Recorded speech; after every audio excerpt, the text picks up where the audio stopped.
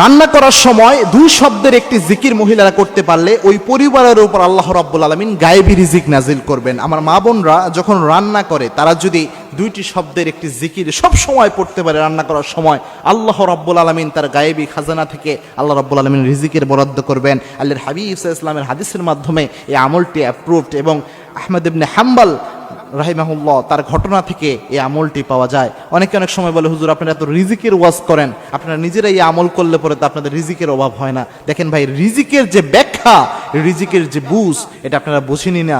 রিজিকের সর্বনিম্ন স্তরকে বলা হয় টাকা পয়সাকে রিজিকের সর্বনিম্ন স্তর বলা হয়। রিজিকের সর্বোচ্চ স্তর হচ্ছে আপনার সুস্বাস্থ্য, আপনার যে সুসন্তান, নেককার স্ত্রী, এই সবই রিজিকের অন্তর্ভুক্ত।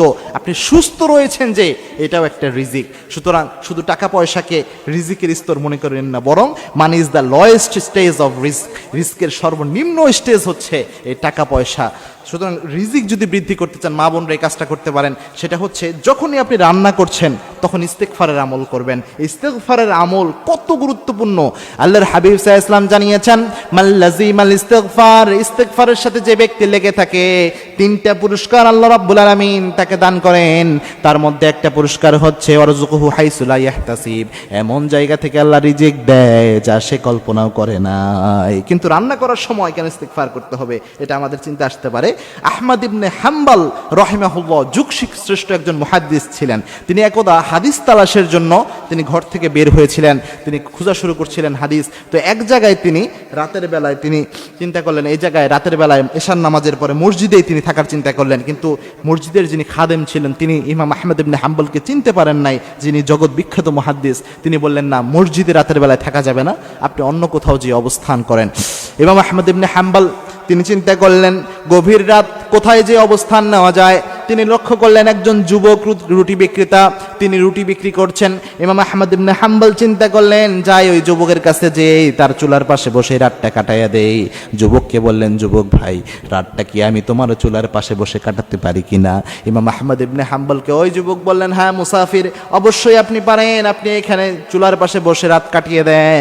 ইমাম আহমদ ইবনে হাম্বল তিনি লক্ষ্য করলেন, যুবক যখন রুটি বানাচ্ছে তখন যুবক পড়ছে আস্তাগফিরুল্লাহ, রুটির খামির যখন তৈরি করে তখনও পরে আস্তাগফিরুল্লাহ। সবসময় ওই যুবক শুধু আস্তাগফিরুল্লাহ পড়ে। ইমাম আহমদ ইবনে হাম্বল অবাক হয়ে গেলেন। ওই যুবককে বললেন, হে যুবক ভাই, তুমি সব সময় দেখছি আস্তাগফিরুল্লাহ পড়ছো, এর কারণ কি এবং এর কারণে কোনো ফজিলত তুমি পেয়েছো কিনা?